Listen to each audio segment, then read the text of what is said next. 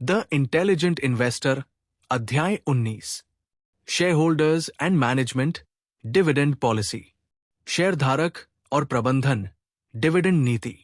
अध्याय 19 में Benjamin Graham share holders और कंपनी प्रबंधन, मैनेजमेंट के रिश्ते पर प्रकाश डालते हैं, खासकर डिविडेंड नीति, डिविडेंड पॉलिसी के संदर्भ में। ग्राहम का मानना है कि निवेशक केवल मुनाफे की उम्मीद में चुप रहने वाले दर्शक नहीं होने चाहिए, बल्कि उन्हें यह समझना चाहिए कि कंपनी उनके पैसों का उपयोग कैसे कर रही है। 1. डिविडेंड क्यों महत्वपूर्ण है? डिविडेंड वो सीधा रिटर्न है जो कंपनी अपने मुनाफे से शेयर धारकों को देती है। ग्राहम के अनुसार डिविडेंड वास्तविक कमाई का प्रमाण होता है। यह केवल कागजी लाभ नहीं, बल्कि नकद रिटर्न है। लगातार डिविडेंड देने वाली कंपनियां आमतौर पर स्थिर और अनुशासित होती हैं। ग्राहम कहते हैं, डिविडेंड निवेशक के लिए एक तरह की सुरक्षा है। 2. प्रबंधन और शेयर धारकों की जिम्मेदारी। ग्राहम स्पष्ट करते हैं कि कंपनी का प्रबंधन शेयर धारकों का प्रतिनिधि, ट्रस्टी होता है, मालिक नहीं। प्रबंधन की मुख्य जिम्मेदारियां: मुनाफे का उचित उपयोग करना, अनावश्यक विस्तार या घमंड में पैसा बर्बाद न करना। जब कंपनी के पास निवेश के अच्छे अवसर न हों तो डिविडेंड देना। अगर प्रबंधन मुनाफे को रोके रखता है लेकिन उससे शेयर धारकों को बेहतर रिटर्न नहीं देता तो यह गलत नीति है। 3. डिविडेंड रोकना कब सही है? ग्राहम ये नहीं कहते कि हर कंपनी को हमेशा ज्यादा डिविडेंड देना चाहिए। डिविडेंड रोकना तभी सही है जब कंपनी मुनाफे को उच्च रिटर्न वाले प्रोजेक्ट्स में लगा सके, रिटेन्ड अर्निंग से शेयर की वैल्यू बढ़े, निवेश से मिलने वाला रिटर्न शेयर धारकों के वैकल्पिक रिटर्न से अधिक हो। अगर ऐसा नहीं है तो मुनाफा रोकना शेयर धारकों के हितों के खिलाफ है। 4. रिटेन्ड अर्निंग्स का सही मूल्यांकन। ग्राहम एक बहुत महत्वपूर्ण सवाल उठाते हैं। क्या कंपनी द्वारा रोका गया हर एक रुपया शेयर धारकों के लिए 1 रुपया से अधिक मूल्य बना रहा है?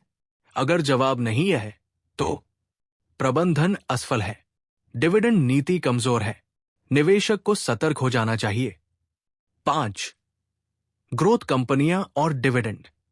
अक्सर यह माना जाता है कि ग्रोथ कंपनियां डिविडेंड नहीं देती क्योंकि वे सारा पैसा विस्तार में लगाती है।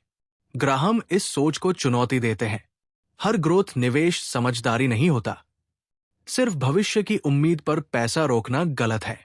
कई ग्रोथ कंपनियां असल में शेयर धारकों को नुकसान पहुंचा देती है। 6. शेयर धारकों को क्या करना चाहिए? ग्राहम निवेशकों को निष्क्रिय रहने की सलाह नहीं देते। वे कहते हैं कि शेयर धारकों को कंपनी की डिविडेंड नीति पर नजर रखनी चाहिए, वार्षिक रिपोर्ट और वित्तीय विवरण पढ़ने चाहिए।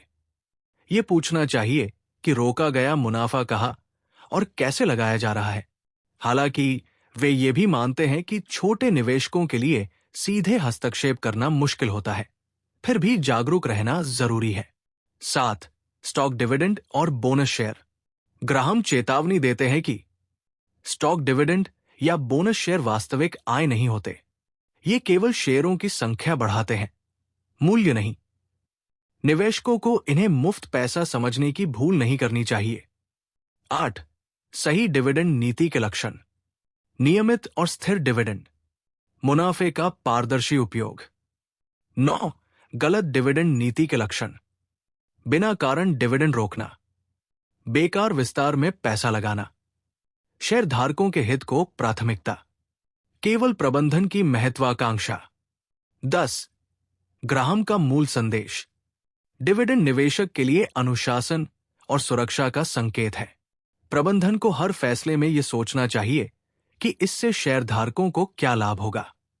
निवेशक को नाम या ग्रोथ स्टोरी से ज्यादा डिविडेंड नीति पर ध्यान देना चाहिए। मुनाफा शेयर धारकों का होता है, प्रबंधन का नहीं। निष्कर्ष, कंक्लूजन।